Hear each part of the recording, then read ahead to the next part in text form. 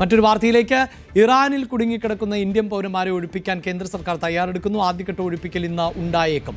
US ആക്രമണത്തിന് ഒരുങ്ങുന്നുവെന്ന ആശങ്കകൾക്കിടയിൽ Iran വ്യോമാതിർത്തി താൽക്കാലികമായി അടച്ചിട്ടിരിക്കുകയാണ്. വ്യോമാതിർത്തി civilian ഗതാഗതത്തിനായി വീണ്ടും തുറന്നുകൊടുത്തതിനാൽ ആദ്യ ഒഴിപ്പിക്കൽ വിമാനം ഇന്ന് ടെഹ്റാനിൽ നിന്ന് ഡൽഹിയിലേക്ക് പുറപ്പെടും എന്നാണ് വിവരം.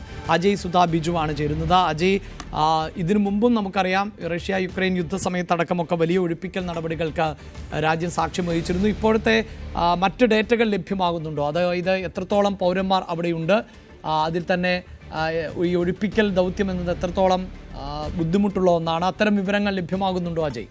അഭിലാഷ്, നിലവിൽ ഇറാൻ്റെ എയർ സ്പേസ് അടച്ചിരിക്കുന്നു എന്നാണ് നമുക്ക് വിവരം ലഭിച്ചിട്ടുള്ളത്. എന്നാൽ ഇന്നത്തോടെ അത് തുറന്ന് വീണ്ടും റീഓപ്പൺ ചെയ്യും എന്നും ഇറാൻ ഭരണകൂടം അറിയിച്ചിട്ടുണ്ട്. ഇന്ത്യയുടെ വിദേശകാര്യമന്ത്രി S ജയശങ്കർ ഇറാൻ ഭരണകൂടവുമായി ബന്ധപ്പെട്ടിരുന്നു.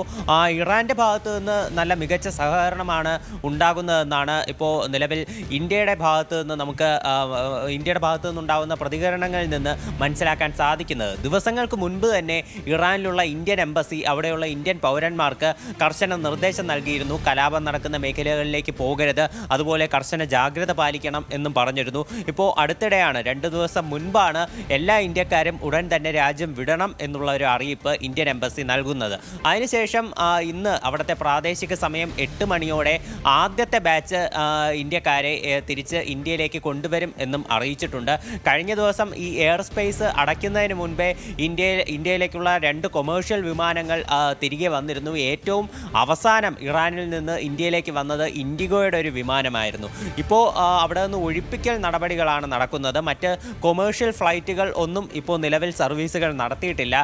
കഴിഞ്ഞ ദിവസം ഇൻഡിഗോയുടെയും അതുപോലെ എയർ ഇന്ത്യയുടെയും 2 വിമാനങ്ങൾ ക്യാൻസൽ ചെയ്തിരുന്നു. അതുപോലെ മറ്റ് യൂറോപ്യൻ രാജ്യങ്ങളിലേക്കും അതുപോലെ നോർത്ത് അമേരിക്കയിലേക്കുമുള്ള വിമാന സർവീസുകൾ നിലവിൽ വഴിതിരിച്ചാണ് സർവീസുകൾ നടത്തുന്നത്. ഇറാൻ്റെ എയർ സ്പേസ് നിലവിൽ ഉപയോഗിക്കുന്നുമില്ല.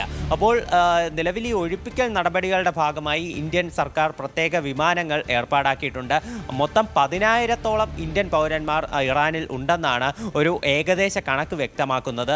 ഇതിൽ ഭൂരിഭാഗവും ടെഹ്റാനിലും അതുപോലെ മറ്റ് നഗരങ്ങളിലും പഠിക്കുന്ന വിദ്യാർത്ഥികളാണ്. പലരും MBBS ഉൾപ്പെടെയുള്ള കോഴ്സുകൾ പഠിക്കുന്ന വിദ്യാർത്ഥികൾ അവിടെ ഉണ്ടെന്നാണ് മനസ്സിലാക്കാൻ സാധിക്കുന്നത്. ജമ്മു കാശ്മീരിൽ നിന്നുള്ള വിദ്യാർത്ഥികളാണ് ഇതിൽ അധികവും. അതുപോലെ തന്നെ അവിടെ തീർത്ഥയാത്രയ്ക്കായിട്ട് ഇറാനിൽ പോയിട്ടുള്ള പൗരന്മാരെല്ലാവരും ചിലരൊക്കെ അവിടെയുണ്ട്. ഈ വിദ്യാർത്ഥികളിൽ ഭൂരിഭാഗം പേരും അവിടെ ഇന്ത്യൻ എംബസിയിൽ രജിസ്റ്റർ ചെയ്തിട്ടുണ്ടെന്നാണ് അറിയാൻ സാധിച്ചിട്ടുള്ളത്. ഇനി രജിസ്റ്റർ ചെയ്യാൻ കുറച്ച് വിദ്യാർത്ഥികൾ ബാക്കിയുണ്ട്. അവർ എത്രയും വേഗം രജിസ്റ്റർ ചെയ്യണമെന്ന് ഇന്ത്യൻ എംബസി അറിയിച്ചിട്ടുണ്ട്.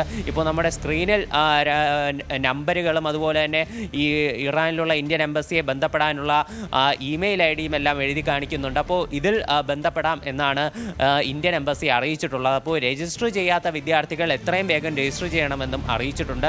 അതുപോലെ തീർത്ഥാടകരിൽ എന്നാൽ പലരും ഈ ഇന്ത്യൻ എംബസിയിൽ ഇതുവരെയും രജിസ്റ്റർ ചെയ്തിട്ടില്ല. അപ്പോൾ ഇവരെ ട്രാക്ക് ചെയ്ത് പലരുടെ രജിസ്ട്രേഷൻ നടപടികൾ പൂർത്തിയാക്കാനുള്ള ഒരുക്കങ്ങളും ഇന്ത്യൻ അധികൃതർ ഇതിനോടകം തന്നെ തുടങ്ങിക്കഴിഞ്ഞു. എത്രയും വേഗം ഈ 10,000 പേരെ ഒഴിപ്പിക്കാനുള്ള നടപടികളാണ് ആരംഭിച്ചിട്ടുള്ളത്. ഇന്നത്തോടെ തന്നെ ആദ്യത്തെ ബാച്ച് ഇന്ത്യക്കാരെ ഡൽഹിയിലേക്ക് എത്തിക്കാൻ സാധിക്കും എന്ന് തന്നെയാണ് പ്രതീക്ഷിക്കുന്നത്. നിലവിലെ സാഹചര്യത്തിൽ ഇന്ത്യൻ പൗരന്മാർക്ക് ആശങ്കപ്പെടേണ്ട സാഹചര്യം ഇല്ലെന്നാണ് നമുക്കറിയാൻ സാധിക്കുന്നത്. പ്രത്യേകിച്ച് അമേരിക്ക ഉൾപ്പെടെ ഇപ്പോൾ നിലവിൽ ആക്രമണം നടത്തുന്നില്ല, ഇപ്പോൾ അടിയന്തരമായി നടത്തില്ല എന്നുള്ളൊരു നിലപാടാണ് അമേരിക്ക ഉൾപ്പെടെ സ്വീകരിച്ചിട്ടുള്ളത്. ഇപ്പോൾ 2 ദിവസം മുൻപേ ആശങ്ക വളരെയധികം ഉയർന്നിരുന്നു. എന്നാൽ ഇപ്പോൾ നിലവിൽ അമേരിക്ക ഒന്ന് മയപ്പെടുത്തിയിരിക്കുകയാണ് നിലപാട്. അത് പ്രത്യേകിച്ച് ഇസ്രായേലിൻ്റെ ഉൾപ്പെടെയുള്ള ഇടപെടലുകൾ ഇക്കാര്യത്തിലുണ്ടായിരുന്നു. അതുകൊണ്ട് പ്രത്യേകിച്ച് ഇപ്പോൾ പെട്ടെന്ന് ആക്രമണം നടത്തില്ല എന്നുള്ളൊരു നിലപാടാണ്. അത് ഇന്ത്യക്കും അതുപോലെ തന്നെ മറ്റ് രാജ്യങ്ങൾക്കും അവരുടെ പൗരന്മാരെ ഒഴിപ്പിക്കേണ്ട മറ്റ് നടപടികൾ ഉൾപ്പെടെ സ്വീകരിക്കേണ്ടതുണ്ട്. അപ്പോൾ ഇതെല്ലാം കൂടി കണക്കിലെടുത്തുകൊണ്ടാണ്, മാത്രമല്ല മേഖലയിലെ ഒരു സംഘർഷ സാധ്യത ഉൾപ്പെടെ വിലയിരുത്തുന്നുണ്ട്. ഇന്ത്യ ഇപ്പോൾ ഇറാനിലെ മാത്രമല്ല ഇസ്രായേലിലുള്ള ഇന്ത്യൻ പൗരന്മാരോടും ജാഗ്രത പാലിക്കണം എന്നുള്ള നിർദ്ദേശം നൽകിയിട്ടുണ്ട്. ഇറാൻ ഇനി അഥവാ അമേരിക്ക ആക്രമിക്കുകയാണെങ്കിൽ മേഖലയിലുള്ള US ക്യാമ്പുകൾക്ക് നേരെ ആക്രമണം നടത്തും എന്ന് മുന്നറിയിപ്പ് നൽകിയിരുന്നു. അപ്പോൾ ഇസ്രായേലിൽ US ക്യാമ്പുകൾ പ്രവർത്തിക്കുന്നുണ്ട്.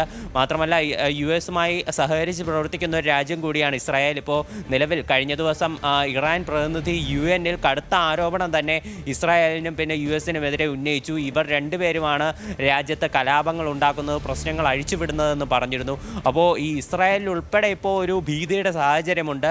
അതുകൊണ്ട് തന്നെയാണ് ഇപ്പോൾ ബെഞ്ചമിൻ നെതന്യാഹു ഉൾപ്പെടെ ട്രംപിനോടും അതുപോലെ US അധികൃതരോടുമൊക്കെ സംസാരിച്ചുകൊണ്ട് ഈ ആക്രമണം നിലവിൽ നടത്തരുത് എന്നൊരു അഭ്യർത്ഥന മുന്നോട്ട് വെച്ചത്. അപ്പോൾ ഇതുകൂടി പരിഗണിച്ചാണ് US ഇപ്പോൾ ഒന്ന് പിന്നോട്ട് വലിഞ്ഞിരിക്കുന്നത്. അപ്പോൾ ഈ ഇസ്രായേലിൽ ഉൾപ്പെടെയുള്ള സംഘർഷ സാധ്യത കണക്കിലെടുത്താണ് ഇന്ത്യ ഇസ്രായേലിലുള്ള ഇന്ത്യൻ പൗരന്മാരോടും ജാഗ്രത പാലിക്കണമെന്നും സുരക്ഷിതരായിരിക്കണമെന്നും അറിയിച്ചിട്ടുള്ളത്. എന്തായാലും ഇറാനിൽ ഇപ്പോൾ രക്ഷാപ്രവർത്തനം ഊർജിതമാക്കുകയാണ് ചെയ്യുന്നത്. അവിടെ സജ്ജരായിരിക്കാനാണ് വിദ്യാർത്ഥികൾക്കുൾപ്പെടെ നൽകിയിട്ടുള്ള നിർദ്ദേശം.